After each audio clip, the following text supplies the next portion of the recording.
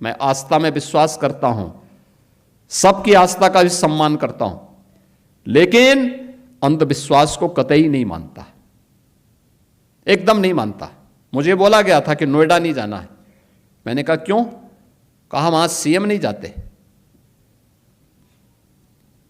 तो मैंने कहा क्या नोएडा यूपी से बाहर है?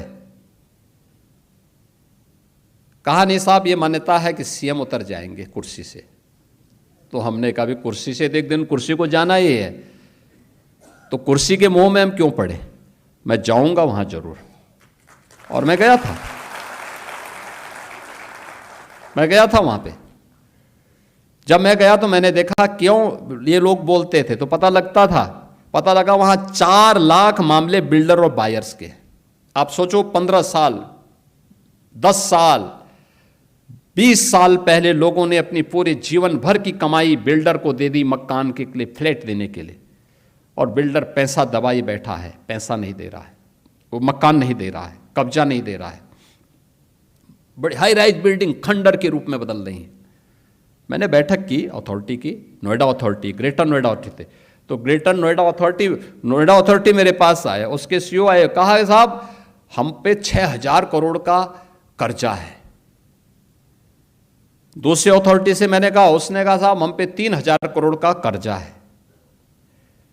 तो मैंने कहा यार मैं कहां फंस गया हूं, वो तो सब भिखमंगे हैं।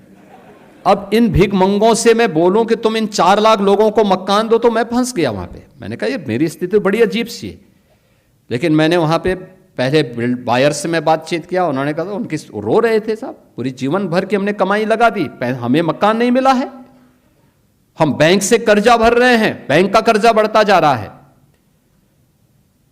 मैं बिल्डर के साथ मिला तो बिल्डर अलग से रोए, कहते हैं साहब हमने पैसा लगाया, लेकिन उस समय की सरकारों ने हमें पूरी तरह निचोड़ दिया है, हमारी सामर्थ्य नहीं है। मैंने कहा सामर्थ्य हो न हो, इन गरीबों को मकान तो देना ही पड़ेगा आपको, इन 4 लाख लोगों को मकान देना पड़ेगा। आप दीजिए, मैं पॉलिसी बनाने की तैयारी कर रहा हूं, लेकिन आप पहले मकान दीजिए। फिर मैंने अथॉरिटी से कहा, मैंने कहा कार्य पद्धति ठीक करो।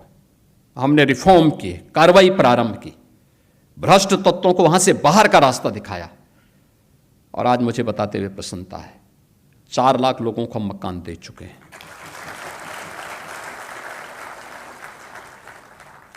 जो अथॉरिटी मेरे सामने कहती थी कि हमारे पास पैसा नहीं, हम तो कर्ज में हैं, आज उसके पास 6,000 करोड़ का सरप्लस है।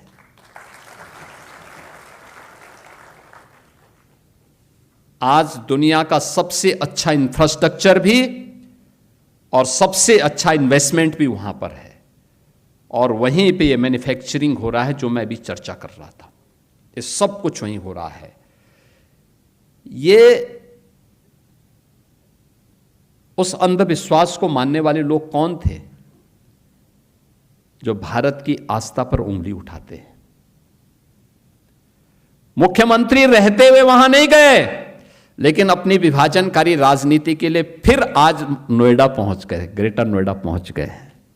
बहन और भाइयों, इनके चेहरे को देखो तो